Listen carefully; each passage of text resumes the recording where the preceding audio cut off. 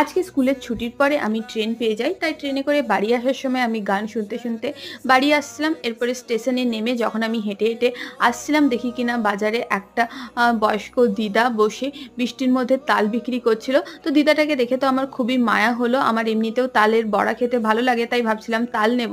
তো দিদাটাকে জিজ্ঞেস করলাম তালের দাম কত? বলল মাত্র 10 টাকা।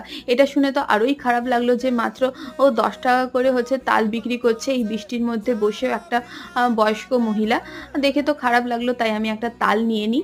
আর এরপরে হচ্ছে বাড়ি ফিরে আমি লাঞ্চ করতে বসে পড়ি। আর আজকে লাঞ্চে ছিল পনির আলু তরকারি, ডাল সেদ্ধ আর কুঁদরি ভাজা। এরপরে কিছুক্ষণ রেস্ট নিয়ে বিকেলবেলায় আমি এই তারকেশ্বর ব্লগটা হচ্ছে এডিট করি, তারপরে সেটা আপলোডও করে দিই।